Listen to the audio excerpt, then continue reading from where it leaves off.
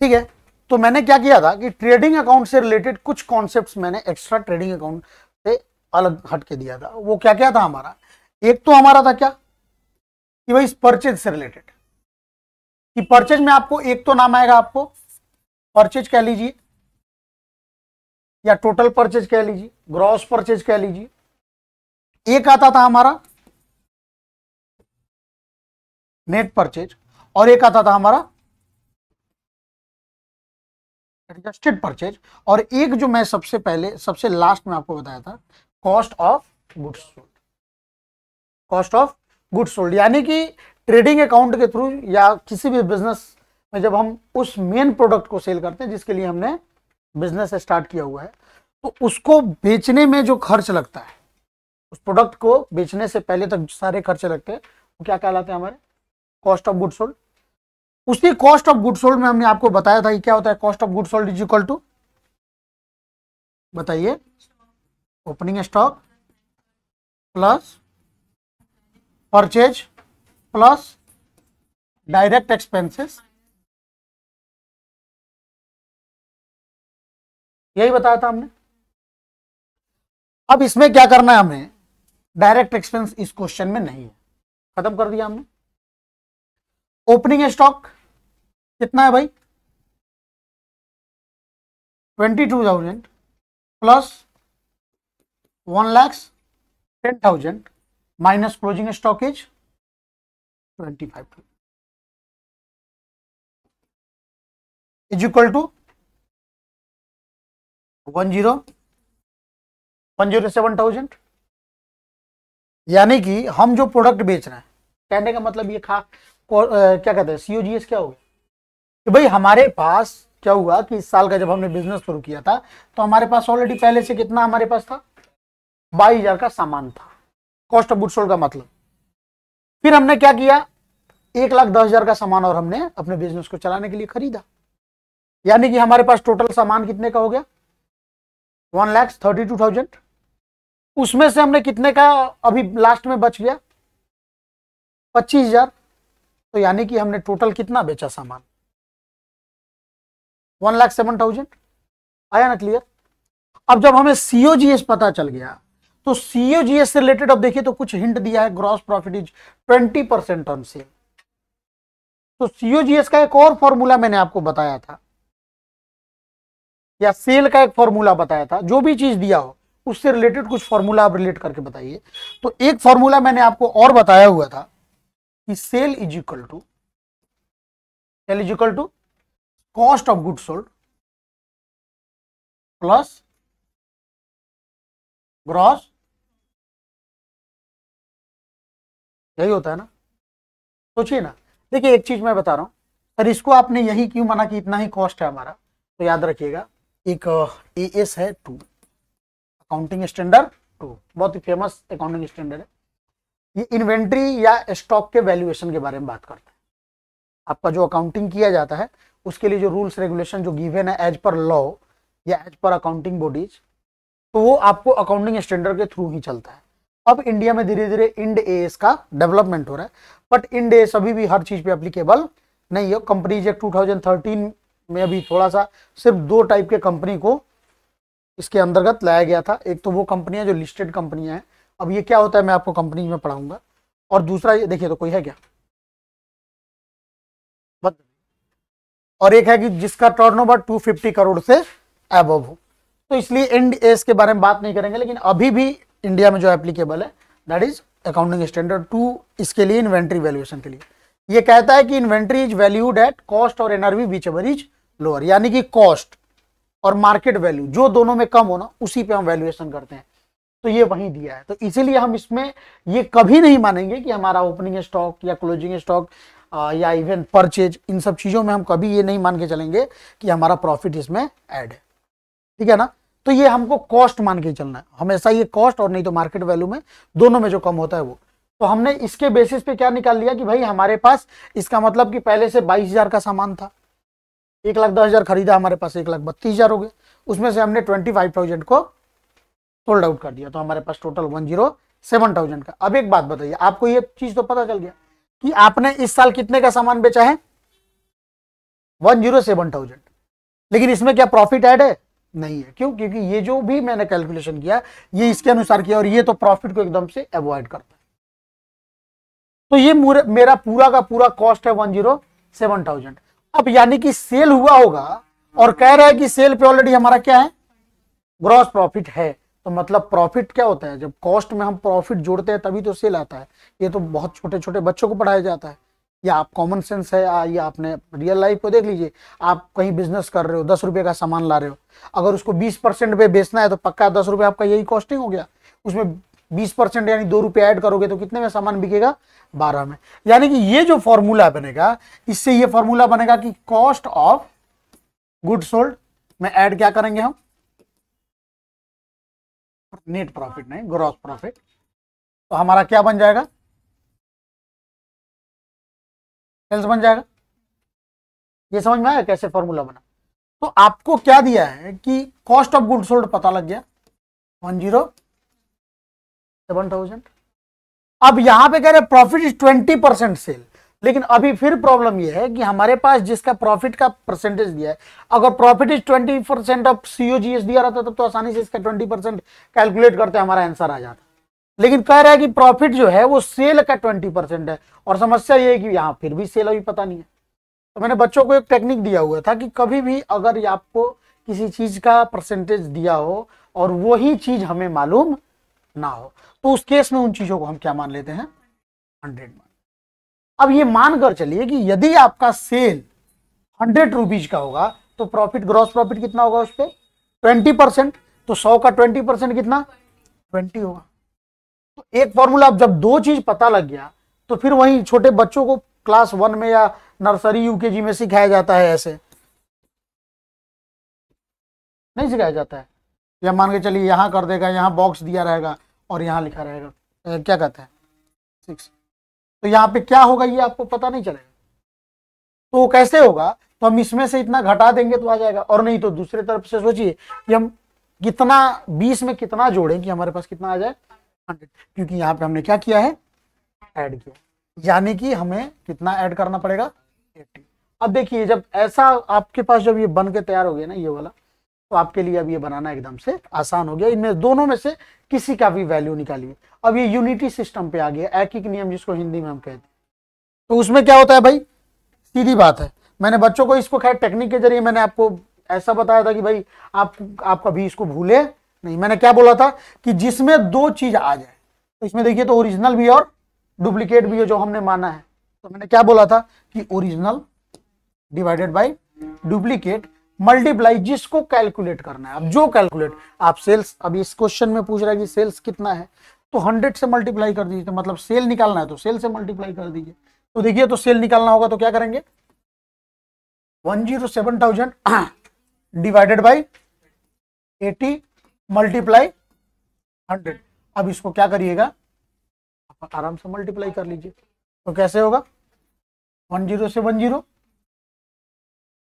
ये हो जाएगा आपको 4 कर दीजिए, ये 5 कर दीजिए, इसको कटा दीजिए और ये कटाना। आप देखिएगा क्या होता है ना, बहुत बच्चे क्या करते हैं इसको कैलकुलेशन के लिए। देखिए कॉमर्स के स्टूडेंट है तो आप जब तक टाइम नहीं बचाइएगा, इस बार एक बच्चे का 5 नंबर का क्वेश्चन छूट गया।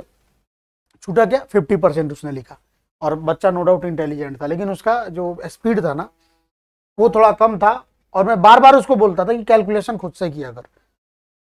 उसमें क्या है कि कैलकुलेशन में जैसे यहां हो गया तो आप लोग ऐसे करोगे। देखो शुरू में नो डाउट आपको इस पे आदत लग चुका है तो ये आसान होगा, लेकिन आप इस आदत को बदल भी सकते हो। आप यहीं पे उन चीजों को करो, आप यहीं पे करो। यहां से क्या हो गया? 4 से हटाइए इसको, ठीक है, बच गया 3, बच गया 2, बच गया 26, 750। अब इसको मल्टीप्लाई 5 कर दो तो कितना हो गया?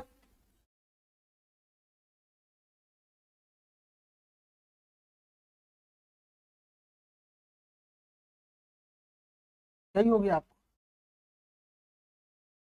तो आदत जब डालिएगा ना तो आपको बढ़िया। अगर बड़ा सपना है तो इसके बाद भी क्लास 12 के बाद में, हाँ क्लास 12 के बाद फिर वही हो, अगर बिहार बोर्ड का क्या कहते हैं वो यूनिवर्सिटी का, अपने यूनिवर्सिटी का अगर बीकॉम करना हो तो कोई बड़ा मैटर ये सब नहीं करेगा, तब आसानी से आप पढ़िए, यहाँ फर्स्ट डिवीजन लाइए, वहाँ पे जाइए, वहाँ भी आपको फर्स्ट डिवीजन आ ही जाएगा गेस पढ़ के, लेकिन फ़ायदा कुछ नहीं होने, थोड़ा सा लाइफ कॉम्प्लिकेटेड रहेगा ही रहेगा।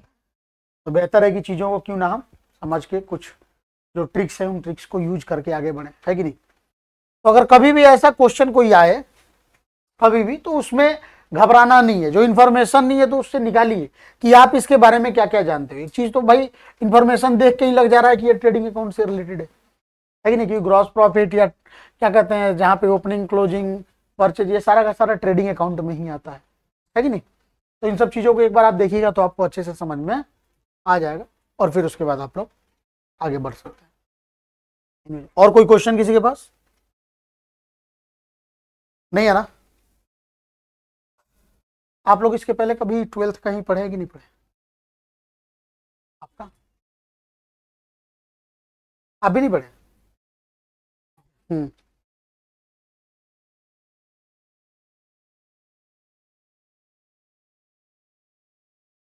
देखिए मैं आपको क्या बात किया था, हम अब आज तो आप लोगों का फर्स्ट क्लास है, कुछ क्लासेस हमारे कितने 4 क्लासेस शायद या 5 क्लासेस बीत चुके हैं, और क्लास 12th के हमारे पास उनके वीडियो भी अवेलेबल है, और प्लस बैकअप का साधन भी है। वीडियो के अलावा भी यदि आपको नहीं, आपको लगता है कि नहीं फेस टू फेस सर पढ़ा दीजिएगा, तो उतना टाइम आदमी अरेंज करके आप लोगों को दे देगा क्लास। तो आज का क्लास आई विल ट्राई कि आप लोगों को समझ में आए, बट ना भी आए तो भाई फर्स्ट क्लास ऑलरेडी कॉन्सेप्ट हमारा बीत चुका है कुछ, तो थोड़ा सा आपको टाइम देना पड़ेगा, ठीक है ना। तो फर्स्ट डे जजमेंट मत करिएगा लोग। क्या है हमारा, हम रिसिप्ट एंड पेमेंट्स अकाउंट, हमारा एक अकाउंट है रिसिप्ट एंड पेमेंट्स अकाउंट। आप पूछ रही हैं एंट्री करेंगे कि नहीं करेंगे, मैंने आपको क्या बोला कि ये किस बेसिस पे बनाते हैं, और कैश बेसिस एक ही चीज कहता है भाई कि किस साल के लिए है, हमको कोई मतलब है, ये किसी चीज को नहीं पहचानता सिवाय एक चीज को, ये सिर्फ और सिर्फ पहचानता है कैश बेसिस, जो पहचानता है ये सिर्फ और सिर्फ नगद चीजों को पहचानता है, यानी कैश से रिलेटेड। तो कैश यहां पे जब रिसिप्ट एंड पेमेंट की बात करेंगे तो यहां पे cash mean cash and bank, यहां पे तो अगर कोई भी चीज कैश से और प्लस बैंक से रिलेटेड है, किस साल के लिए ये कुछ नहीं पूछेगा, आया तो रिसिप्ट साइड में लिखेंगे, गया पेमेंट साइड में लिखेंगे।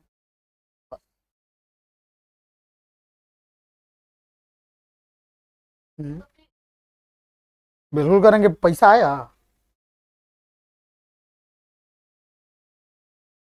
पैसा गया, फर्नीचर बेचेंगे तो पैसा आएगा कि जाएगा? नहीं, खरीदना नहीं है, बेचना है तो बिल्कुल करेंगे, जाएगा, पैसा जाएगा ना भाई। हाँ, अगर आपने उधार खरीद लिया तो क्या वहां पे गया? वो बोलता है तब हमको कोई, हम एक ही चीज को जानते हैं, किसी भी कारण से पैसा आना चाहिए और नहीं कैश प्लस बैंक और जाना चाहिए, हम उसका रिकॉर्डिंग करेंगे, इसके अलावा हमें कोई मतलब। बताइए आप लोग ने बनाया क्वेश्चन? टीएस ग्रेवाल का किताब अभी तक मार्केट में नहीं आया, अब परेशानी ये हो रहा है, नया वाला बुक टीएस ग्रेवाल। आप लोग कौन सा बुक प्रीफर करते थे वहां पे? टीएस ग्रेवाल ही। एसबीपीटी में मजा नहीं आएगा भाई, मतलब और क्वालिटी चाहते हो तो देखो मेरे लिए बड़ा आसान होगा, मेरे लिए एकदम इजी होगा, आप क्वेश्चन ही टेस्ट नहीं करोगे कॉम्प्लिकेटेड क्वेश्चंस वगैरह। तो अगर आपको पढ़ना है, बुरा मत मानिएगा, जो हकीकत बात है, आपका आगे का टारगेट क्या है? एसआरसीसी का अगर टारगेट रखे हुए हैं तो आपको पता है ना, एसआरसीसी वर्ल्ड लेवल पे कॉमर्स के क्षेत्र में बैकग्राउंड, मतलब कॉमर्स के बैकग्राउंड में बहुत बड़ा इंस्टीट्यूशन है। अब एसआरसीसी में जाना है, Shri Ram Singh college of commerce, India का सबसे, अब तो खैर आपके लिए ऐसा, हाँ मतलब इंडिया के लिए अगर मैं बात करूं तो वही तो बोला वर्ल्ड लेवल पे है वो भाई, वो ब्रांड है, उसमें एडमिशन लेना आप लोगों के लिए तो बेनिफिट अब ये हो गया कि आपको अब एग्जाम के थ्रू जाना है।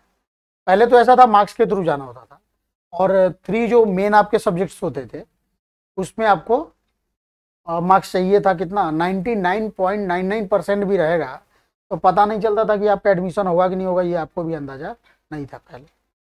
मतलब 100% पे था कि हाँ भाई हो सकता है, हो सकता है, ऐसा नहीं कि 100% पे हो ही जाएगा, क्योंकि पूरा 5 सब्जेक्ट का तो 100% ले नहीं रहा था।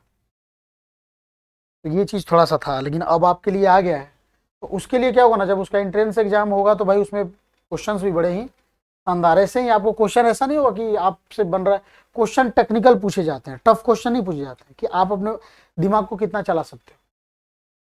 तो टारगेट अगर एसआरसीसी है तो एसआरसीसी का वैल्यूएशन में आपको यही बता दूं कि क्वालिफाइड चार्टर्ड अकाउंटेंट की इक्विवेलेंट उनका सैलरी होता है, मतलब बेसिक सैलरी जो बीकॉम करते हैं ना वहां से एसआरसीसी है। कुछ दोस्त हैं लोग जो एसआरसीसी से पढ़े हुए हैं लोग, और इवन गेस्ट लेक्चरर भी है लोग, तो लोग भी एसआरसीसी में अभी जाता है लोग क्लास वगैरह कराने। इवन रजत अरोड़ा तो हाल फिलहाल में गए हुए थे वहाँ पे एसआरसीसी, रजत अरोड़ा ही नाम है ना, हाँ, तो गए हुए थे। तो वहाँ के कुछ फ्रेंड्स भी हैं जिनसे कभी नहीं होगा तो आपको आइडिया दिलवा दूंगा वहाँ का क्या अभी कैसे सिचुएशन चल रहा है। तो उसमें क्या होता है कि इक्विवेलेंट सैलरी, लेकिन फिर भी बच्चे एसआरसीसी के सीए करते हैं, वो इसलिए करते हैं क्योंकि भाई बीकॉम पे साइनिंग अथॉरिटी नहीं मिलती है, तो सिर्फ साइनिंग अथॉरिटी के लिए वो क्या करते हैं, सीए करते हैं। बेस्ट है आप लोगों का टारगेट। ड्यू तो वही हुआ, बेस्ट हो गया तो आपको एसआरसीसी मिल जाएगा, बेस्ट नहीं हुआ तो फिर ड्यू के बाकी अलग अलग कॉलेज में आपका ड्यू है। देखिए एक चीज़ गारंटी, अगर ड्यू में आप लोगों को जाना है तो मैं आपको कोई भड़का नहीं रहा हूँ, जाना कोई बड़ी बात नहीं है, लेकिन उसके लिए आपको क्या करना पड़ेगा ना, कॉन्सेप्ट क्लियर रखना पड़ेगा। मैं इन लोगों को बोलता भी हूँ, जो बच्चे हमारे पास पहले से हैं उनको मैं बोलता हूँ कि यहाँ बिहार बोर्ड में पास करने का मतलब ये नहीं कि आपने सीबीएसई को बहुत अच्छे से क्वालिफाई कर लिया। ड्यू वगैरह में जब आप जाइएगा तो पता चलेगा कि भाई टैलेंटेड बच्चे कैसे होते हैं। यहाँ हमारे पास उस टाइप का कंपटीशन ही नहीं है, क्योंकि लोगों ने इसको इतना मार्केट को डंप बना दिया है ना पढ़ाई के मामले में, कि डायरेक्ट उन्हीं क्वेश्चंस पे फोकस किया जाता है जो क्वेश्चंस हमारे एग्जाम में आने वाले, और इस तरह से सारा का सारा क्वालिटी यहाँ पे गायब हो चुका है बच्चों का। तो अगर आप लोगों का ऐसा फोकस है तो फिर मैं एसबीपीडी से आपको मैं गारंटी कह रहा हूँ कि आपसे नहीं हो पाए, उसके लिए आपको जाना पड़ेगा। क्योंकि टीएस ग्रेवाल जो है ना वो आपको इंडिया बेस्ट क्वेश्चन बनाता है, उसमें बहुत अलग तरह के, जैसे अभी अब एक था, इसके पहले मैं भी टीएस ग्रेवाल पढ़ाया नहीं था, इसलिए भी रिस्क है, नो डाउट फर्स्ट टाइम किसी किताब के क्वेश्चंस को सॉल्व कर रहा है, चाहे कुछ भी हो, वहाँ पे बहुत बड़े बड़े एनालिस्ट लोग बैठे होते हैं, तो लोग क्वेश्चन का पैटर्न सेट करते हैं। एसबीपीडी में क्या है कि पिछले 5 साल 10 साल जो बिहार बोर्ड के क्वेश्चंस पूछे गए ना, उसी के बेस पे क्वेश्चन तैयार किया जाता है, मतलब इजी, बच्चों को कॉन्फिडेंस आ जाता है अंदर से, अरे हम बहुत इंटेलिजेंट हो गए।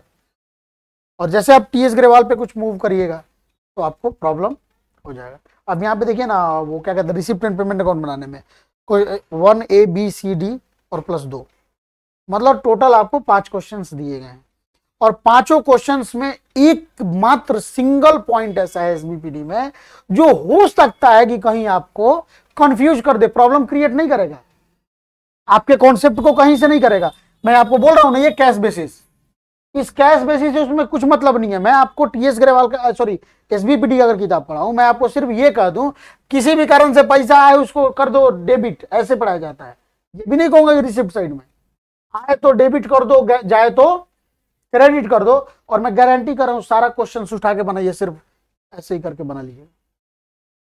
एक प्रॉब्लम, हाँ, एक जगह दिया है बस कि टोटल एक्सपेंस हमारा हुआ है शायद 45,000, या 2 का सबसे लास्ट पॉइंट होगा, 2 का या 1D का सबसे लास्ट पॉइंट होगा। हाँ, कंफ्यूजन है ही नहीं उसमें भी, सबसे लास्ट में एक पॉइंट है मात्र, बता तो रहा हूं, उसमें सिर्फ कॉस्ट में दिया है, बट 5,000 इज स्टिल पेंडिंग या आउटस्टैंडिंग, ऐसा करके कुछ दिया है। तो वही 5,000 को इंक्लूड नहीं करना है, जिस बच्चे के पास जानकारी होगा थोड़ा भी तो आसानी से बना लेगा। तो इसलिए थोड़ा सा टाइम तो लग रहा है, बट मैं बच्चों को अभी तक, इंग्लिश मीडियम वाले बच्चों को मैंने बोल दिया है कि आप लोग एसबीपीडी मत लीजिए, बाकी आप लोग की मर्जी। टीएस ग्रेवाल करिए, मानिए कि जब टीचर सामने पढ़ाने के लिए ठीक है, मतलब मैं आपको कह रहा हूं, तो फिर क्यों किसी और चक्कर में पढ़ना, है कि नहीं।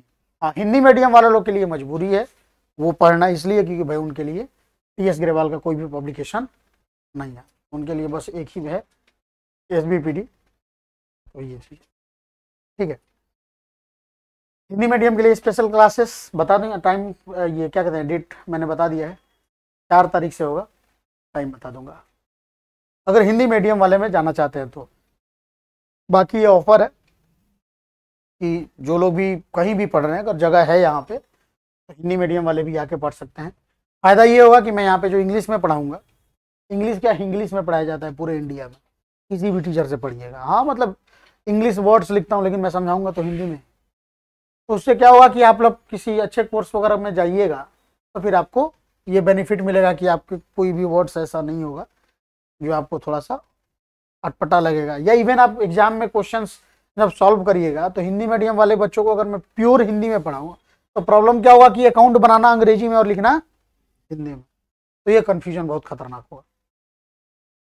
तो इसलिए आप लोग एसबीपीडी वाले को छोड़ दीजिए, एसबीपीडी का आपको क्वेश्चन बनाना होगा, मैं आपको पूरा का पूरा पीडीएफ अवेलेबल करवा दूंगा, पूरा मैं क्या कहते हैं पीडीएफ बना के आप लोगों को ग्रुप में सेंड कर दिया करूंगा और वो लोग बना लीजिएगा। लेकिन प्रीफर करिए अगर क्वालिटी चाहिए तो, ठीक है। तो रिसिप्ट एंड पेमेंट अकाउंट से रिलेटेड कोई प्रॉब्लम? तो रिसिप्ट एंड पेमेंट अकाउंट से रिलेटेड मैंने सारे के सारे कॉन्सेप्ट्स लगभग अपने तरफ से मैंने आपको बता रखा है। हाँ अच्छा, कुछ वर्ड्स थे क्या जो मैंने आपको नहीं बता रखा है? नहीं बताया मैं वही चीज बोल रहा हूँ मुझे याद, लेकिन कोई बात नहीं, मैं एक बार रिमाइंड कर दे रहा हूँ इन सब चीजों को। अरे कोई बात, रिलैक्स।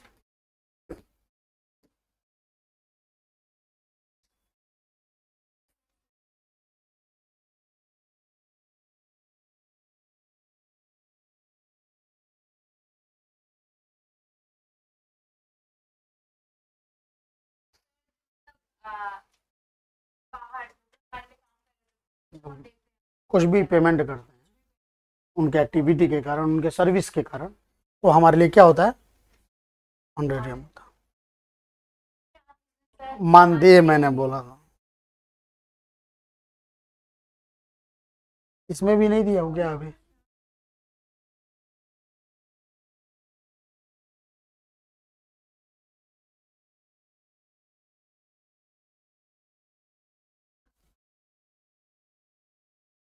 सुनिए, डोनेशन तो हमने पढ़ा रखा था, पक्का याद है? डोनेशन क्या होता है, किसी भी अनदर पर्सन या ऑर्गेनाइजेशन से कुछ भी हमें गिफ्ट मिलता है, ठीक है ना, तो और उसके लिए हमारे पास से कुछ भी रिटर्न नहीं जाना होता है, तो हमारे लिए क्या होता है डोनेशन होता है। डोनेशन मैंने बताया था there are 2 types of donation, general donation and special donation. नाम से क्लियर हो जा रहा है, जनरल कहने का मतलब कि जो सामान्य है, जिसका उपयोग हम कहीं भी कर सकते हैं। जैसे कि आपने मुझे अगर चंदा दिया और आपने बोला आप अपने काम में इसका यूज कर लें, that is called general donation. तो ये जनरली क्या होता है कि भाई रिवेन्यू नेचर का होता है, क्योंकि ऐसे चंदे बार बार हमें मिलते रहते हैं। लेकिन कभी कभार कैसा होता है कि कोई ऑर्गेनाइजेशन या कोई व्यक्ति आपके काम को खुश होकर बोलेगा भाई आप अपने लिए एक बिजनेस क्या कहते हैं एक बिल्डिंग बना लो इन चीज़ों के लिए, है कि नहीं। अब जैसे बच्चों को मैं पढ़ा रहा था, कोई आया बोला कि भाई बाहर पढ़ा रहे हो तो एक काम करो बिल्डिंग बना लो, उसने उन्होंने हमें डोनेट किया। तो उस डोनेशन का यूज क्या है कि मैं अपनी मर्जी से नहीं कर सकता, उसका एक स्पेसिफिक यूज ही मैं कर सकता हूँ, और ऐसे डोनेशन बार बार हमें नहीं मिलते और बड़े अमाउंट में ही आते हैं। तो इसलिए क्या होता है हमारा कैपिटल नेचर का होता है, ठीक है। तो इसके लिए बाकी मैं आप लोग को एक बार रिमाइंड कर दूंगा, इन लोगों को बता दूं, एक्सचेंज वगैरह के बारे में बता रखा था हमने ना कि भाई क्या है कि किसी भी व्यक्ति के इच्छा के अनुसार जो मरने से पहले नहीं होता है, बता देता है कि भाई इसको हमारे संपत्ति को क्या करना किसी अच्छे कार्यों में, लाइक स्कूल कॉलेज मंदिर जो भी है उन सब चीज़ों में, तो वो क्या हो जाता है हमारा चीज हो गया। लाइफ मेंबरशिप फीस हो गया। लाइफ मेंबरशिप फी क्या होता है भाई, नाम से पता चल रहा है, एक तो होता है मेंबरशिप फीस, किसी भी क्लब वगैरह में, खासकर के एनपीओ में क्लब में ये सब मेंबरशिप फीस वगैरह होता है ना, तो जो भी मेंबर हैं उनको मेंबर बने रहने के लिए इतना एक क्या होता है लमसम अमाउंट देना पड़ता है, चाहे मंथली हो सकता है, क्वार्टरली, हाफ ईयरली या ईयरली ऐसा हो सकता है। लेकिन कभी कभी क्या होता है कि किसी किसी चीज में आप देखिएगा लाइफ टाइम मेंबरशिप के लिए एक आता है रसीद, ये एक बार आप पेमेंट करो और फुल्ली लाइफ टाइम यूज करो अपना मेंबरशिप, तो वो हमारा क्या हो जाता है लाइफ। तो ये क्या होता है ना कि एक व्यक्ति के जीवन में एक बार ही देना पड़ता है, तो इसलिए इसको हम क्या मानते हैं, क्योंकि ये रिपीटेड फॉर्म में नहीं होता। सिंपल सा बात है, जो भी चीजें रिपीटेड फॉर्म में है, जो वर्ष के दौरान बार बार मिलना ही है, एटलीस्ट एक बार तो मिलना ही है, तो उसको जनरली हम किस नेचर में हम करते हैं, रिवेन्यू नेचर में। पहचानने के तरीके हैं, लेकिन जो रिपीटेड फॉर्म में नहीं है, जो एक बार मिल गया अब कभी मिलने के चांसेस नहीं है, या कभी गलती से कभी मिला तो वो अलग मैटर है। तो वैसे फीस क्या होते हैं हमारे, कैपिटल नेचर के होते हैं। तो लाइफ मेंबरशिप फी भी कुछ हमारा ऐसा ही है। फिर हमने आपको नेक्स्ट बताया हुआ था क्या, एंट्रेंस फी। अब एंट्रेंस फी क्या है कि भाई पहले जो भी होता था, आज की डेट में एंट्रेंस फी क्या है, जो भी लोग आएगा एंट्रेंस फी बार बार उनको देना पड़ता है। एडमिशन फी कह लीजिए एक तरह से, अब तो एंट्रेंस फी के जैसा ही एडमिशन फी हो गया है। तो एंट्रेंस फी भी क्या होता है, जनरली एडमिशन लेने के टाइम में या मेंबरशिप लेने के टाइम पे ये लगता है, तो ये छोटा अमाउंट होता है, तो ये किसी खास स्पेशल पर्पस का नहीं होता, इसलिए ये रिवेन्यू नेचर का होता है, ठीक है ना। लेकिन कभी अगर आपको क्वेश्चन में अगर कह दे कि भाई सबके अलावा सारा कॉन्सेप्ट आपके पास है बाय डिफॉल्ट कि ये क्या होगा, ये क्या होगा, कैपिटल कौन रिवेन्यू होगा, लेकिन अगर क्वेश्चन में आपको हिंट दे दे कि इसका 30% आप कैपिटलाइज करिए, 70% इसको रिवेन्यू मानिए, तो उस केस में आपको जो भी कंडीशन या जो भी दिया रहेगा एक्स्ट्रा इन्फॉर्मेशन उसको फॉलो करना है। अब जैसे कि स्पेसिफिक डोनेशन ही आपको मिला, बट स्पेशली उसमें कह दिया क्वेश्चन में, नीचे नोट में डाल दिया या वहीं पे दे दे कि भाई स्पेसिफिक डोनेशन का 20% आपको रिवेन्यू मान लेना है। तो लेट सपोज आपको 1 लाख अगर मिला तो उसमें 20,000 आपको क्या करना है, रिवेन्यू मान लेना। अब रिवेन्यू में क्यों बोल रहा हूँ, ये तो समय बताएगा अभी जब हम इनकम एक्सपेंडिचर पढ़ेंगे और क्या कहते हैं बैलेंस शीट पढ़ेंगे, तो मैं आपको बताऊंगा उसमें, क्योंकि जो भी रिवेन्यू नेचर के होते हैं वो कहाँ चले जाते हैं, इनकम एंड एक्सपेंडिचर में। क्यों चले जाते हैं, रीजन वाइज मैंने आपको बताया था, क्योंकि इनका उपयोग हम उसी साल के अंदर बेनिफिट कंज्यूम कर लेते हैं। तो जो भी चीजें जिनका बेनिफिट हम विद इन अकाउंटिंग साइकिल या अकाउंटिंग ईयर हम कंज्यूम कर लेते हैं, तो क्या हो जाता है हमारा, उसको वो रिवेन्यू आइटम होता है, और उसको यहाँ पे हम एनपीओ में, जैसे नॉर्मल पीओमओ में प्रॉफिट मोटिव ऑर्गेनाइजेशन में हम क्या बनाते हैं, प्रॉफिट एंड लॉस अकाउंट, वैसे यहाँ पे इनकम एंड एक्सपेंडिचर। तो मैं अभी पढ़ाने वाला हूँ, खैर वो बाकी है। सेल ऑफ ओल्ड एसेट्स, इसके बारे में अच्छा कॉन्सेप्ट था जो कि मैंने आपको दिया अभी। सेल ऑफ ओल्ड एसेट्स कहने का मतलब, यहाँ पे ओल्ड एसेट्स कहने का मतलब हो गया, आप समझिएगा एक तरह से किस चीजों के बारे में बात किया जा रही है, फिक्स्ड एसेट्स के बारे में। ये खास करके फिक्स्ड एसेट्स के बारे में बात कर रहा है। तो इसमें क्या होता है कि मान के चलिए कोई एसेट्स है, आपका बुक वैल्यू उसका है कितना, मानिए 1 लाख, और ये एसेट्स हमारा बिक गया कितने में, 1,20,000, सॉरी 1,20,000 में अगर बिक गया, तो इस केस में क्या होगा, 1 लाख जो होगा आपको तो कैपिटलाइज फॉर्म में रहेगा, लेकिन ये जो 20,000 है ना, सिर्फ उसी को हम क्या मानेंगे, रिवेन्यू मानेंगे।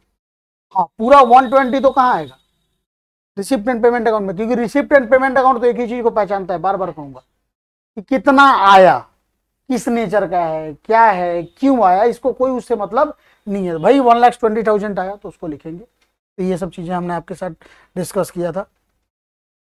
फिर हमने आपको बताया था सेल ऑफ स्पोर्ट्स मटेरियल के बारे में भी वैसा ही। Generally sale of sports material क्या होता है ना, कि हर साल अब जैसे कि आप क्रिकेट क्लब है, कोई टूर्नामेंट वगैरह कराने वाला कोई क्रिकेट क्लब है, तो उसमें क्या होगा, बैट बॉल पैड वगैरह जो होता है बार बार वो एक साल के अंदर खराब हो ही जाता है, तो जनरली उसको हम क्या करते हैं, रिवेन्यू आइटम में ही मानते हैं, ठीक है। तो अगर उसको बेचने से अगर हमारे पास जो भी आएगा उसको रिवेन्यू आइटम मानेंगे, तो उसको मैं बता दूंगा आगे। यही तो है, मैंने बताया तो था। हिंदी में इसको क्या कहते हैं भाई, मानदेय। इसके बारे में बस इतना ही जानिए कि देखिएगा किसी भी बिजनेस, किसी भी एनपीओ में क्या होता है, बहुत अलग अलग तरह की एक्टिविटीज की जाती है। तो कुछ एक्टिविटीज उन लोगों के द्वारा किया जाता है, या कुछ कार्य उन लोगों के द्वारा किया जाता है जो संस्था के जो है उस एनपीओ के क्या है, एम्प्लॉई। तो यदि एम्प्लॉई को पेमेंट किया जाता है तो क्या होता है, हमारा सैलरी होता है कि नहीं। तो अब जैसे रेगुलर बेसिस के जो लेबर हैं उनको वेजेस वगैरह प्रोवाइड किया जाता है। लेकिन कुछ ऐसे लोग हैं जो रेगुलर भी नहीं करते, अपने कुछ ही खास सर्विस को लेके एनपीओ में आते हैं, लाइक सचिव जो होते हैं, सेक्रेटरी। तो सेक्रेटरी लोगों को भी अगर चाहिए होता है, भाई समय अगर दे रहे हैं तो क्या होता है, क्योंकि मेंटेन करना होता है उनको सारा का सारा एनपीओ, तो उसके लिए उनको चाहिए। तो उनको जो हम पेमेंट करेंगे वो क्या कहा जाएगा, ऑन रेडियम कहा जाएगा, यानी कि मानदेय। तो ये वैसे पर्सन को दिया जाता है जो हमारे संस्था के एम्प्लॉई नहीं है। या जैसे कि एक एग्जाम्पल था एक जगह, बाकी अलग अलग किताबों में आप पढ़िएगा तो सिर्फ और सिर्फ इसको दिया जाता है सचिव, सचिव ही नाम आएगा। लेकिन जैसे कि अब जादूगर वगैरह मैंने बताया था, कोई मैजिशियन आया, तो उसको जो हम पेमेंट करेंगे वो क्या होगा, वो भी इसी कैटेगरी में आता है, ठीक है।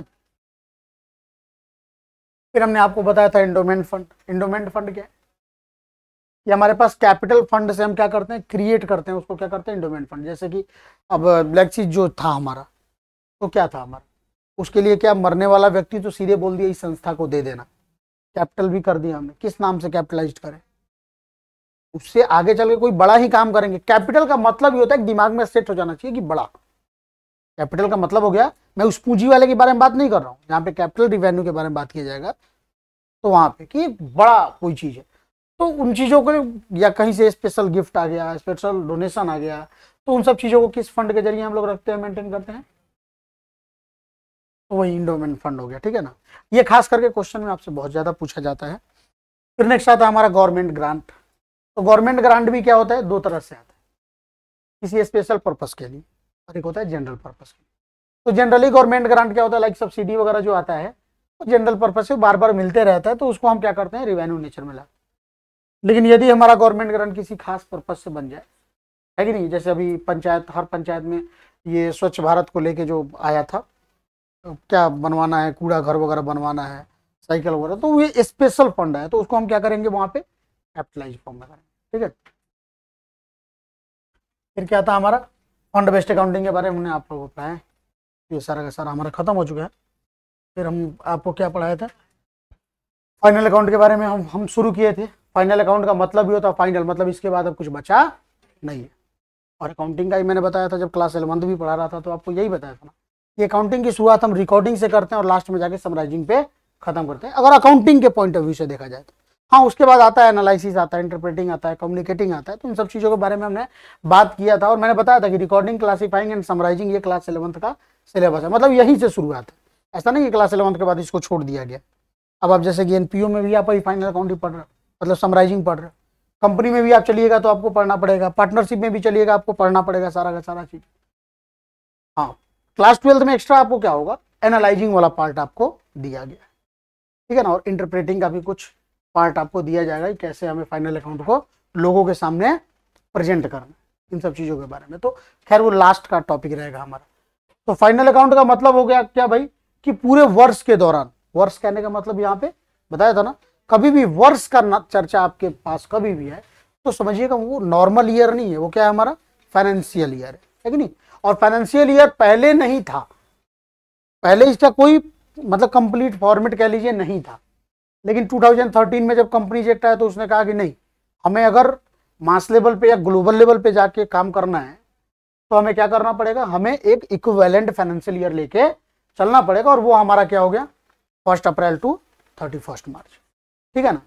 तो लेकिन फिर भी आपको क्वेश्चंस अगर कभी आता है तो इससे रिलेटेड भी मैंने आपको बताया, क्योंकि इससे रिलेटेड भी आपको क्वेश्चन प्रॉब्लम क्रिएट करता है, पता है कब, अब जैसे मान के चलिए बच्चे बोलते हैं सर वैसे तो ओपनिंग स्टॉक क्लोजिंग स्टॉक दिया रहता है, अगर 1 अप्रैल ऐसा कह दे, देखिए जैसे आपको इसका इंपॉर्टेंस मैं आपको बता दे रहा हूं, मान के चलिए आपको कह दे कि 1 अप्रैल तो हमारे पास स्टॉक जो था वो था 2,02,000, 31 मार्च को जो था ये 19 हो गया, ये 20 हो गया, हमारे पास मान के चलिए स्टॉक का कितना वैल्यू था, 3 लाख था। तो आपको ये तो समझ में आ जाएगा कि भाई ओपनिंग है, ये क्लोजिंग है। लेकिन प्रॉब्लम पता है कब होता है, मान के चलिए क्वेश्चन में आपको कह दे, सोचिएगा, मान के चलिए बच्चों को तो आदत हो गया है 1 अप्रैल देखा नहीं कि तुरंत क्या हो गया, पूरा ओपनिंग है ये, मतलब साल के शुरुआत में।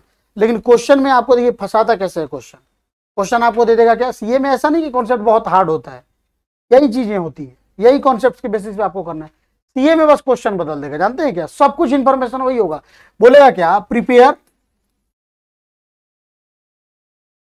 Income and expenditure account for the year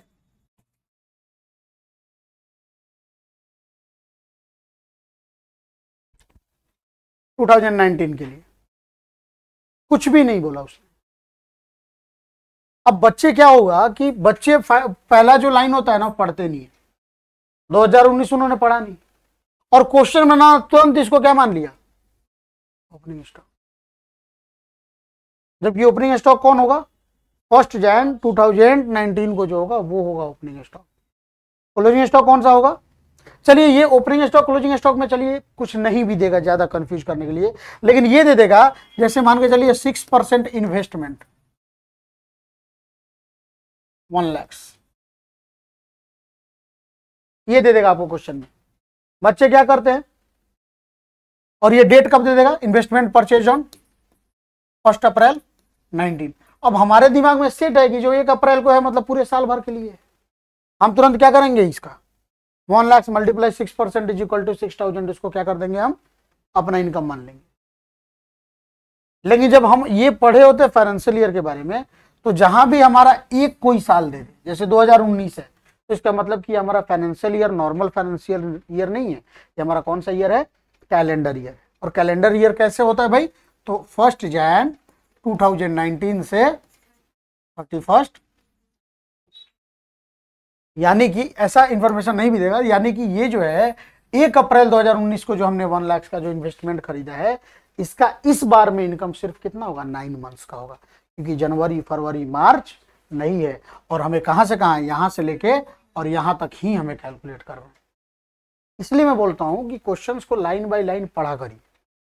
मैंने आपको क्या बोला, ये सब मैं हर क्लास में, देखिए आपके क्लास 12th का सिलेबस बहुत ज्यादा नहीं है, बहुत कम है सिलेबस, इसलिए मैंने बोला कि अब आप लोग को हंसी आ जाती है, इसलिए मैंने बोला था कि छठ पूजा से पहले एग्जाम के बारे में मत सोचिए। यहां तक जो भी इतना जान जाइए कि जिस अकाउंट को, जिस चैप्टर को आप पढ़ रहे हैं, उससे रिलेटेड दुनिया का कोई भी किताब आप सॉल्व कर सकते हैं, उस लेवल का पढ़ाई करिए। छठ पूजा बाद मैं आपको सीधे बताऊंगा 1-2 किताब, चूंकि देखिए चाहे कुछ भी हो जाए, मैंने बोला था ना, रस्सी तो छूना पड़ेगा अगर हमें टॉप करना है तो। जो हमारा कुछ भी, हमारे पास कॉन्सेप्ट बहुत ज्यादा है, लेकिन मार्क्स अगर कम आएगा तो फिर जीवन भर के लिए डिमोरलाइज होना पड़ेगा लोगों के सामने। तो इसलिए, लेकिन आप लोग जिन बच्चों ने अगर छठ पूजा तक मेरे साथ ध्यान दे दिया, ऊबे नहीं, क्योंकि देखिए ये चीज तो गारंटी है कि आप बाहर निकलिएगा तो आपको वही चीजें पढ़ाई जाएंगी डायरेक्ट। मैं अभी भी ये जैसे क्वेश्चन पूछा गया था, मैं आपको क्वेश्चन बताया और सीधे आगे अपना कॉन्सेप्ट बताता, जिससे आपका क्वेश्चन बनता, आप क्वेश्चन बनाकर आते, 2 दिन में हमारा एनपीओ अब खत्म हो जाता। खत्म है एनपीओ लगभग, लेकिन एनपीओ खत्म हो जाने से कोई फायदा नहीं है। फिर 5 दिन बाद क्या होगा मैं आपसे पूछूंगा ना, फिर आप 5 दिन बाद कंफ्यूज हो गए। जैसे आपका एक क्वेश्चन था, वो क्या कहते हैं, तो ये मैं मिस कर रहा हूँ वो क्वेश्चन, या यूँ समझ, चलिए मैं क्वेश्चन याद आएगा तो मैं बताऊंगा। तो 5 दिन बाद फिर आप क्या करिएगा, उसको भूल जाइएगा। तो उससे बेहतर है कि हम शुरू से ही कॉन्सेप्ट्स लेके आगे बढ़ते हैं। थोड़ा सा टाइम लगेगा, नहीं 3 बार 4 बार खत्म होगा, लेकिन एक बार में ही हम क्या करेंगे, वही अपना पूरा का पूरा क्लियर करके चलेंगे, ठीक है ना। तो ये चीज रहेगा हमारा, आगे बढ़े।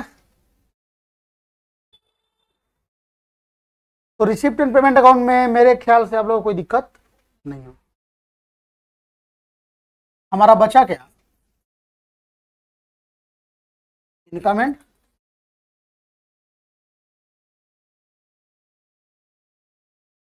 एक्सपेंडिचर अकाउंट, जिसको हम हिंदी में आय व्यय खाता कहते हैं। ये क्या होता है कि किस चीज के लिए बनाया जाता है, बाकी ऑर्गेनाइजेशन जिनका पर्पस, जिनका ऑब्जेक्टिव, जिनका मोटिव प्रॉफिट अर्निंग होता है, कि भाई कैसे भी हो हमें लाभ कमाना है, तो उस सब टाइप के ऑर्गेनाइजेशन में क्या बनाया जाता है, प्रॉफिट एंड लॉस अकाउंट, जिससे हमें नेट प्रॉफिट नेट लॉस की जानकारी मिलती है। लेकिन जब हम बात करेंगे एनपीओ का, क्योंकि इसका नाम ही बना है क्या, नॉन प्रॉफिट ऑर्गेनाइजेशन या नॉट फॉर प्रॉफिट ऑर्गेनाइजेशन, यानी कि व्यक्तियों के द्वारा बनाई गई, व्यक्तियों की एक ऐसी संस्था, क्रिएटेड बाय ए पर्सन, और ऑर्गेनाइजेशन भी इसमें शामिल होते हैं। तो एक ऐसी संस्था है जिसमें, जिसका उद्देश्य क्या होता है कि हमें क्या करना है, या तो सोशल सर्विस प्रोवाइड करनी है, या तो विदाउट एनी कॉस्ट, और नहीं तो मिनिमम कॉस्ट पे, और नहीं तो हमें क्या करना, अपने जो भी मेंबर्स हैं उन मेंबर्स को क्या करना है, सर्विस प्रोवाइड करना, ठीक है ना। तो उन लोगों के लिए प्रॉफिट मायने नहीं रखती है। लेकिन देखिए एक चीज गारंटी है, मैंने बोला था कि ये हो गया किताब का लैंग्वेज, कि आपने रटा कहानी खत्म। लेकिन जब आप मतलब क्या होगा कि रियल लाइफ में इसको सोच कर देखिएगा, तो दुनिया का कोई भी ऐसा ऑर्गेनाइजेशन नहीं होगा, दुनिया का कोई भी ऐसा एक्टिविटी नहीं होगा जिसमें हम बात पैसों का करें, पैसों से रिलेटेड करें, और उसमें प्रॉफिट लॉस ना हो। ऐसा संभव है क्या?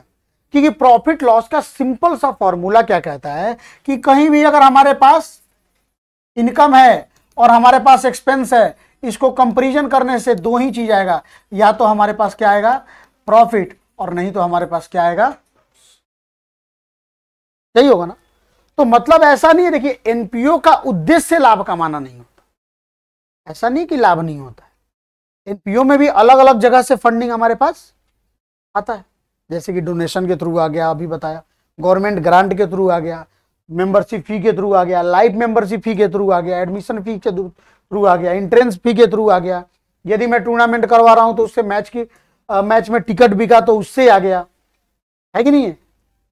तो बहुत सारे जगहों से हमारे पास, या मिनिमम फी कहीं चार्ज कर रहा हूं, जैसे मान के चलिए कोई दवा हमारा मार्केट में 10 रुपए में मिल रहा है, मैं वहां जाके सोसाइटी में जब उसको सोसाइटी को सर्व कर रहा हूं तो मैं सिर्फ उसके लिए मिनिमम चार्ज 1 रुपया 2 रुपया चार्ज कर रहा हूं, तो वहां से आ गया। तो ये सारा का सारा एक तरह से हमारे लिए क्या होगा, किस नेचर से आएगा, इनकम के नेचर से ही आ रहा है। अब इस इनकम से ही तो मैं खर्च कर रहा हूं, चाहे अपने मेंबर्स को सर्विस प्रोवाइड करूं, चाहे सोसाइटी को सर्विस प्रोवाइड करूं, किसके बेस पे कर रहा हूं, इसी इनकम के बेस पे कर रहा हूं, तो हमारा खर्च भी होगा। अब अगर खर्च हमारा ज्यादा हो गया, इनकम कम हो गया, तो पक्का हमारे पास क्या होगा, लेकिन यदि खर्च हमारा कम हो गया, इनकम ज्यादा हो गया, तो क्या होगा, हमारा लॉस। बस होता है यहां भी, लेकिन यहां पे हम प्रॉफिट को प्रॉफिट ना कह के, लॉस को लॉस ना कह के नाम बदल देते। हम यहां पे क्या बदल देते हैं, नाम बदल देते हैं। यहां पे नाम क्या हो जाएगा आपको, सरप्लस, और यहां पे क्या होगा नाम, डेफिशिएंसी। यहां पे नाम क्या होगा, सरप्लस, और यहां पे नाम क्या हो गया आपको, डेफिशिएंसी।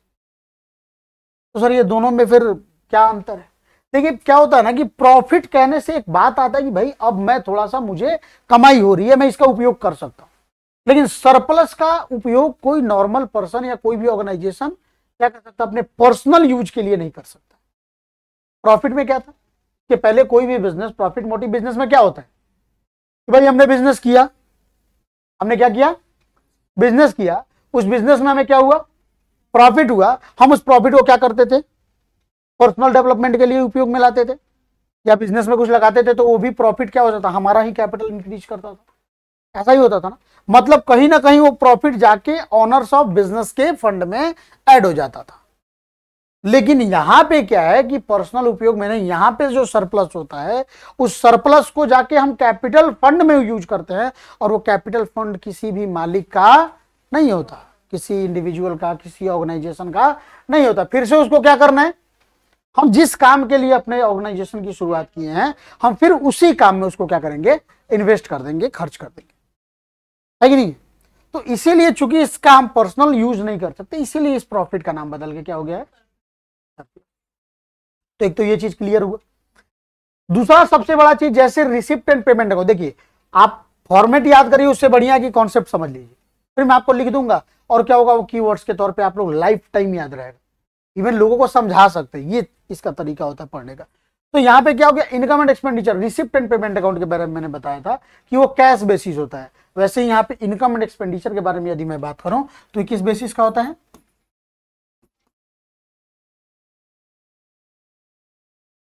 Accrual basis. हिंदी में इसको उपार्जन अवधारणा कहते हैं। तो क्या हो गया, एक्रूअल बेसिस, यानी कि पीएल अकाउंट पे किस बेसिस पे बनाया जाता है, एक्रूअल बेसिस पे ही बनाया जाता था। और यहां पे इनकम एंड एक्सपेंडिचर अकाउंट पे किस बेसिस से बनाया जाएगा, एक्रूअल। तो आखिर ये कैश बेसिस एक्रूअल बेसिस कहता है क्या, तो ये चीज भी मैंने आपको क्लियर कर रखा है। कैश बेसिस कहता है कि भाई हमें उसी चीज से मतलब नहीं है सिवाय पैसा के, जो नगद काम होगा हम उसी से बात करेंगे। लेकिन ये क्या कहता है, देख भाई ऐसा है कि नगद तो आते जाते रहेंगे, पैसे का क्या है भाई, बिजनेस में होता है किसी के पास, वो आता, उससे हमें मैटर नहीं है।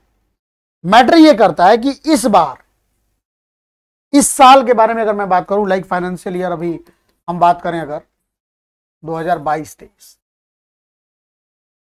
तो इसको तो समझ गए होंगे 22-23 का मतलब क्या हो गया। 22-23 का मतलब क्या होता है फाइनेंशियल ईयर, इसका मतलब यहां पे देखिए पहले साल के साथ अप्रैल जोड़ दीजिए, 1 अप्रैल 2020 टू 31 मार्च।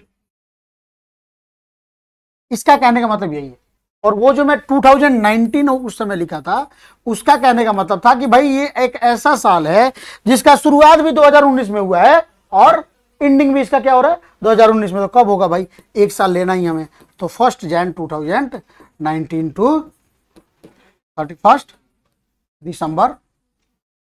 और इसीलिए इसको कैलेंडर ईयर कहते हैं, क्योंकि कैलेंडर की भी शुरुआत कहां से होती है और कहां खत्म होता है, 31 दिसंबर।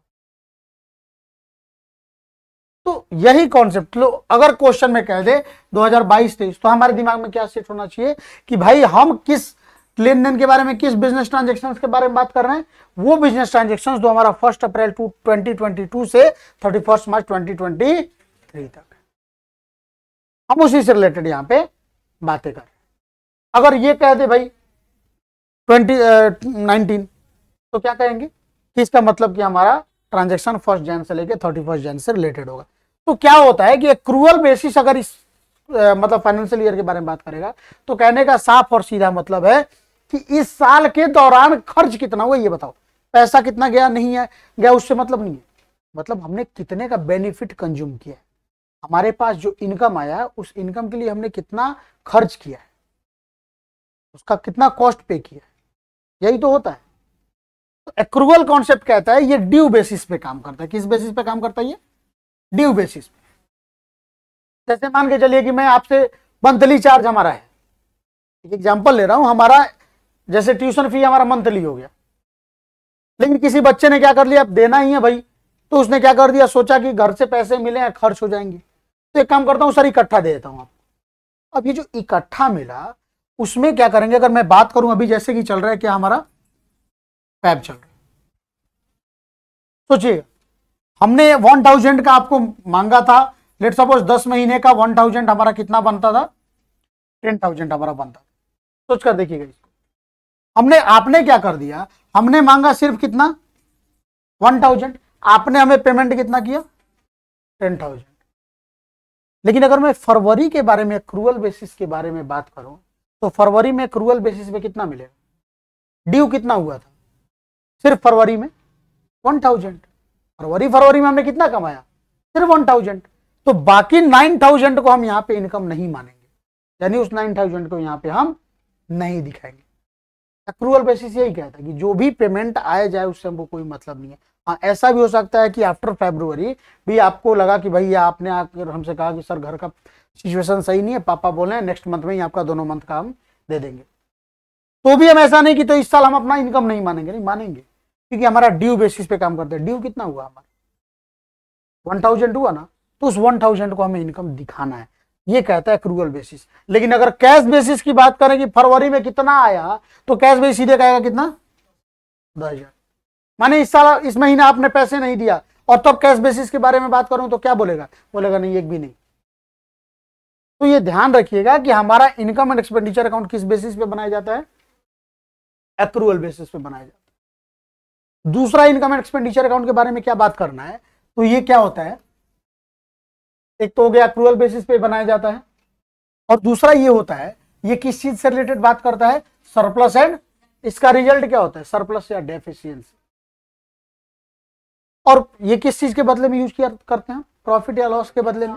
तो मैंने आपको बताया था कि किसी भी अकाउंट में यदि प्रॉफिट एंड लॉस का रिजल्ट आने वाला है कि नहीं, तो समझिएगा वो कौन सा अकाउंट है हमारा,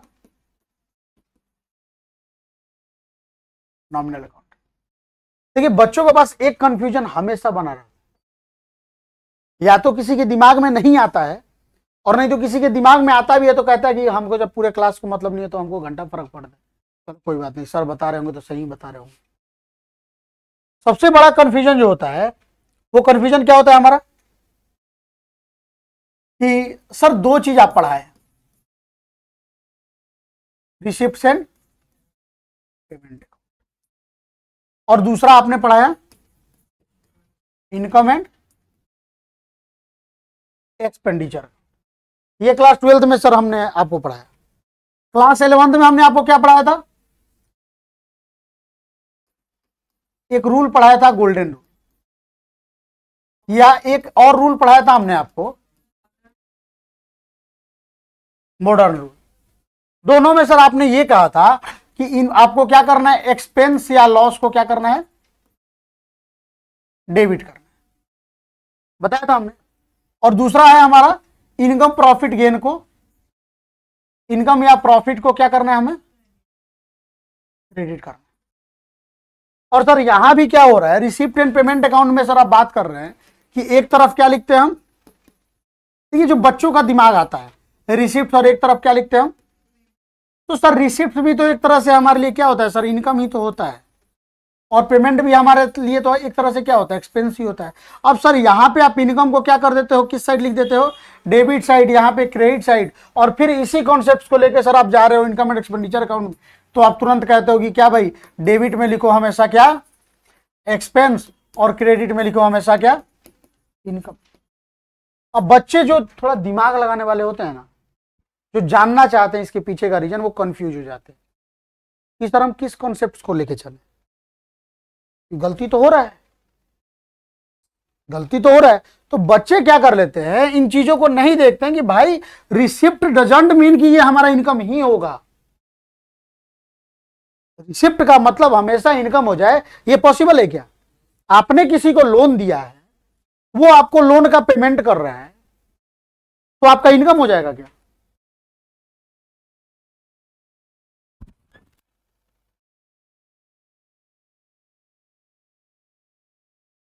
तो क्या होगा आपका, तो आपको लोन का रिपेमेंट मिला आपको, तो क्या आपका वो इनकम हो जाएगा? तो कभी भी रिसिप्ट का मतलब ये अपने दिमाग से हटा लीजिए, ये सारा का सारा अलग कॉन्सेप्ट है। और इसीलिए मैंने बताया था कि ये जो रिसिप्ट एंड पेमेंट अकाउंट है, ये कौन सा अकाउंट है, ये हमारा रियल अकाउंट है।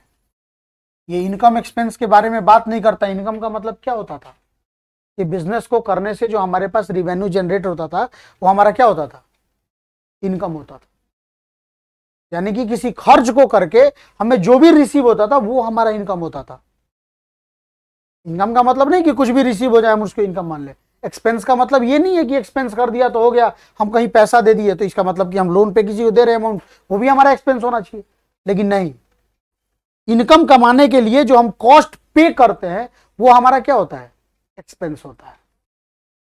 तो यहां पे रिसीप्ट पेमेंट को क्या करते हैं हम भाई, चूंकि कैश एंड बैंक के बारे में ये बात करता है, तो ये हमारा क्या होता है, रियल अकाउंट होता है। और रियल अकाउंट में क्या करता है, गोल्डन रूल में रियल अकाउंट क्या होता है, कम्स इन गोज आउट।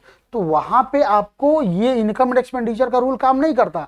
वहां पे क्या काम करता है, debit what comes in, credit what goes out. तो इसलिए जो आता है डेबिट व्हाट कम्स इन, इसीलिए रिसिप्ट को हम किस साइड में लिखते हैं, डेबिट में। क्यों? क्योंकि receipt and payment account is a real account. But जब हम प्रॉफिट एंड लॉस के बारे में बात करेंगे, तो हमारा क्या बन जाता है, वो हमारा बन जाता है नॉमिनल अकाउंट। यही चीज बताया ना अभी, नॉमिनल अकाउंट। और नॉमिनल अकाउंट का रूल क्या कहता है, गोल्डन रूल में या मॉडर्न रूल में नहीं, लेकिन नॉमिनल अकाउंट तो गोल्डन में होता है। तो क्या कहता है कि भाई हमेशा एक्सपेंस एंड लॉसेस को हम क्या करेंगे, डेबिट करेंगे, इनकम प्रॉफिट और गेन को क्या करेंगे, क्रेडिट करेंगे। इसीलिए क्या किया जाता है यहाँ पे, डेबिट में हमेशा देखिएगा आप एक्सपेंडिचर लिखा जाता है, और क्रेडिट पे हमेशा क्या लिखा जाता है, इनकम लिखा जाता है। ठीक है ना? और एक और चीज बच्चे कंफ्यूज हो जाते हैं, जिसपे ध्यान नहीं देते, और बाद में जाके उसका भी भरपाया करना पड़ता है। कहते हैं ना बिहार में हम लोग कि भाई सीए एक बार में नहीं निकलता। उन सब के पीछे का रीजन यही है, नहीं निकलने के पीछे का रीजन, उन सबके पीछे का, यहां पे मान के चलिए हमें क्या मिला, स्पेशल डोनेशन मिला। हमें क्या मिला, स्पेशल डोनेशन मिला। हम अगर उसमें बात करें कि उसको किस अकाउंट के थ्रू हम लिए, अगर अकाउंट के थ्रू अगर मैं गोल्डन रूल में लेना चाहता हूं, पर्सनल रियल नॉमिनल में, तो किस में लेंगे हम?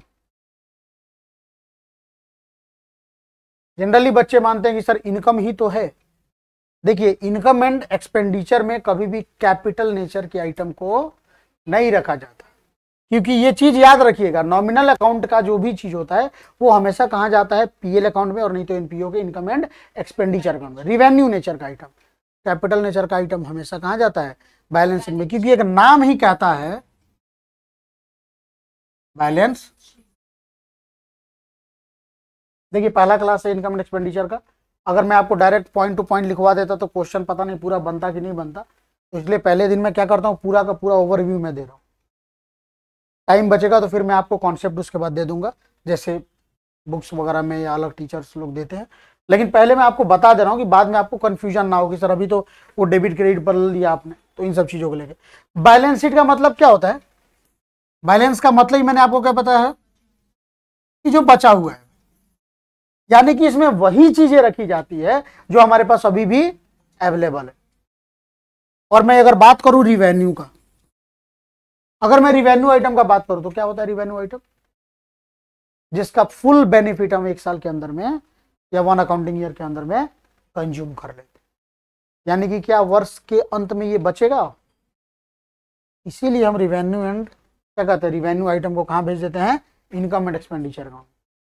और कैपिटल आइटम को वहां पे नहीं भेजने का रीजन ये होता है कि कैपिटल आइटम का मतलब ये होता है कि एक ऐसा आइटम जिसका बेनिफिट हम मोर देन 1 अकाउंटिंग ईयर में, अकाउंटिंग साइकिल में हम क्या करना चाहते हैं, उसको कंज्यूम करने वाले हैं। लाइक ये camera stand, digital board, digital pen, camera, ये सब क्या है हमारे लिए कैपिटल आइटम हो गए। इस पे जो हमने जो भी एक्सपेंड करा है वो सारा का सारा हमारा कैपिटल एक्सपेंडिचर है। तो क्या मैं इस साल के अंदर में इसको खत्म करने वाला हूं क्या? तो चूंकि इसका हम बेनिफिट हम मोर देन 1 अकाउंटिंग ईयर में कंज्यूम करने वाले हैं, तो इसका मतलब क्या है कि इस साल हमारा एक छोटा सा पार्ट ही उसका हमारे पास कंज्यूम होगा, है कि नहीं? तो इसीलिए उस छोटे पार्ट को क्या कहा जाता है, इसी कैपिटल एक्सपेंडिचर से रिलेटेड हमारा आ जाता है डेप्रिसिएशन, आ जाता है। क्या जाता है? डेप्रिसिएशन। समझ में आया? और बाकी जो बचा रह गया वो कहां दिखाई देता है हमें? तो जब इन सब जो देखिए क्लास 11th, लोग अक्सर कहता है कि क्लास 11 दुनिया का सबसे महाबेकार चीज है, मत पढ़ो, first year is rest year, बहुत अलग अलग तरह के नारे लगाए जाते हैं। हाँ, क्लास 11th को लेकर बहुत अलग अलग तरह के नारे लगाए जाते हैं, और सबसे first year is best year ये कोई नहीं कहता है। बाहर में बच्चों को यही सिखाया जाता है कि first year is best year, इसको पहले यूटिलाइज करो। ये तुम्हारा बढ़िया से यूटिलाइज हो गया तो उसके बाद सारा का सारा क्लास 12 इसी पे डिपेंड है।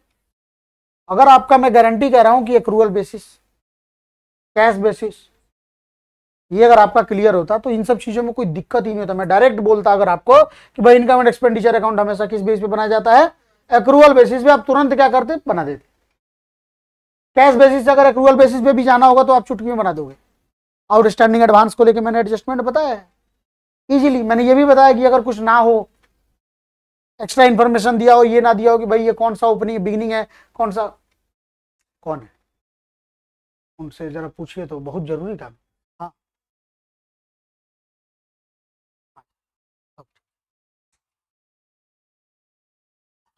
ठीक है ना?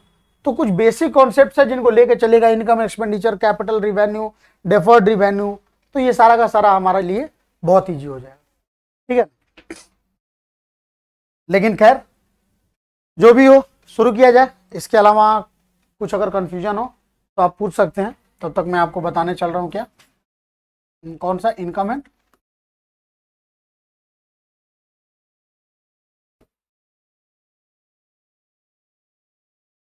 And expenditure. ये किसके द्वारा तैयार किया जाता है?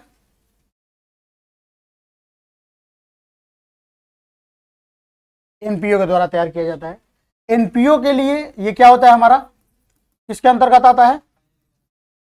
फाइनल अकाउंट के अंतर्गत आता है। और याद रखिएगा, फाइनल अकाउंट के अंतर्गत कोई भी चीज अगर आपका आता है तो हमेशा वर्ष के वो क्या किया जाता है, अंत में उसको फाइनल किया जाता है।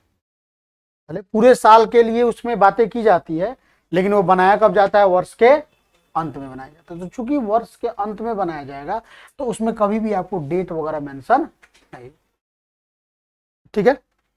लेकिन अगर मैंने एक चीज और बता दूं कि किसी भी चीज के अंत में अगर अकाउंट जुड़ा रहेगा तो समझिएगा वहां पे आपको टू एंड बाई का यूज पक्का करना। जहां पे अकाउंट नहीं जुड़ेगा वहां पे आपको टू बाई का यूज नहीं करना है। लाइक बैलेंस शीट को ही देख लीजिए, बैलेंस शीट में आपने कभी टू बाई देखा है? नहीं देखा। क्यों? क्योंकि भाई वहां पे आपको टू बाई का यूज नहीं करना है, क्योंकि वहां उसके अंत में अकाउंट नहीं जुड़े, बिकॉज वो अकाउंट ना होकर वो क्या है, हमारा स्टेटमेंट है, ठीक है ना। तो ये ध्यान रखिएगा। तो एक तो ये किसके द्वारा तैयार किया जाता है, एनपीओ के द्वारा तैयार किया जाता है। दूसरा किस बेसिस पे तैयार किया जाता है, एक्रूअल बेसिस पे तैयार किया जाता है। तीसरा क्या होता है इसमें, याद रखिएगा हमेशा क्या होता है, रिवेन्यू नेचर के आइटम्स को यहाँ पे हमें लिखा जाता है, ठीक है ना। और रिवेन्यू नेचर पहचानने का और एक्रूअल बेसिस का समझ लीजिए क्या होता है। रिवेन्यू नेचर में भी क्या होगा, ये फॉर दिस ईयर, मतलब इस साल के लिए जो हुआ होगा वही होगा हमारा, इसके अलावा कुछ ये नहीं होगा। इसमें क्या होता है भाई, हमारा सरप्लस एंड डेफिशिएंसी होगा। इसके डेबिट साइड में क्या होता है, हमारा जो भी हमारा रिवेन्यू एक्सपेंडिचर होगा वो होगा। और क्रेडिट साइड में क्या होगा, हमारा जो भी हमारा रिवेन्यू इनकम होगा वो होगा। ये जो आपको एनपीओ, ये क्या कहते हैं, आपसे पूछे जाएंगे एग्जाम में, क्वेश्चन पूछे जाएंगे यदि, या आपके इवन किताब में भी क्वेश्चंस होंगे। दो तरह के क्वेश्चंस आपके होंगे, एक तो होगा आपको विदाउट एडजस्टमेंट, यानी कि हमारा एकदम से नॉर्मल होगा, सिंपल होगा, ये लिखा रहेगा उसमें, आपको क्या करना है, रिवेन्यू आइटम सेलेक्ट करना है, उसको क्या कर देना है, लिख देना है, डेबिट क्रेडिट का कंपैरिजन करना है, सरप्लस डेफिशिएंसी देख लेना, ठीक है ना। लेकिन एक होगा आपको क्या, हमारा विथ एडजस्टमेंट, यानी कि यहां पे आपको नॉर्मल जो आपको रिसिप्ट एंड पेमेंट अकाउंट दिया ही रहेगा, और यहां पे क्या होगा, आपको एक्स्ट्रा इंफॉर्मेशन कुछ दिया रहेगा। यहां पे मतलब extra information plus receipt and payment account दिया रहेगा। और यहां पे क्या होगा, नॉर्मल में कहने का मतलब कि यहां पे only receipt and payment account दिया रहेगा, और उसको क्या कर देना होगा, इसमें हमें कन्वर्ट करना, भाभी उसको कर दीजिए, अर्धा से प्रॉब्लम होता है, हो गया ना। तो ये हमारा होता है। तो यहाँ पे क्या होगा, जहां पे हमें विथ एडजस्टमेंट बनाना होगा, वहां पे कहने का क्या है कि हमारे पास कैश बेसिस होगा, हमारे पास क्या होगा, कैश बेसिस, और उससे हमें क्या बनाना पड़ेगा, उसको एक्रूअल बेसिस में कन्वर्ट करना पड़ेगा इस विथ एडजस्टमेंट में। लेकिन यहां पे आपको क्या होगा, विदाउट एडजस्टमेंट में जो होगा वो कैश बेसिस भी जो होगा ना हमारा, वो हमारा इक्वल होगा किसके, तो इसमें आपको सिर्फ क्या प्रॉब्लम आएगा, तो फिर जब बराबर ही होगा तो सर अलग अलग क्यों बनाएंगे, तो इसमें क्या होगा, आपको सिर्फ ये देखना होगा कि जो हमारा रिसिप्ट एंड पेमेंट अकाउंट है, उससे अब जब हम इनकम एंड एक्सपेंडिचर अकाउंट बनाएंगे तो उसमें क्या होगा कि हमें सिर्फ कैपिटल आइटम को क्या करना है, हटा देना है, और उसके बदले में क्या कर देना है, रिवेन्यू आइटम को लिख देना, ठीक है। तो ये चीजें की जाएंगी और आपका आसानी से हो जाएगा ये, कोई दिक्कत। तो इसके बेस पे जब आप बनाइएगा तो आपका पूरा का पूरा इनकम एंड एक्सपेंडिचर अकाउंट बन जाएगा। कभी कभी पूछता है आपसे कि सर पीएल अकाउंट और इनकम एंड एक्सपेंडिचर अकाउंट में क्या अंतर है, तो इसके बारे में अगर हम बात करें आपसे तो यहीं पे हम बात कर लेते हैं कि भाई ये एनपीओ के द्वारा बनाया जाता है और ये किसके द्वारा बनाया जाता है, पीएल अकाउंट। अगर पीएल अकाउंट के बारे में बात करें तो प्रॉफिट मोटिव ऑर्गेनाइजेशन के द्वारा, यानी कि वैसी संस्थाएं जिनका उद्देश्य क्या होता है, लाभ कमाना, ठीक है ना। उसके बाद क्या होता है, वो भी एक्रूअल बेसिस पे, ये भी एक्रूअल बेसिस पे, ये आपको सेम मिलेगा, ये भी आपको सेम मिलेगा रिवेन्यू नेचर का। बस यहां पे क्या हो जाता है, ये जो सरप्लस और डेफिशिएंसी है, यहां पे क्या हो जाता है, हमारा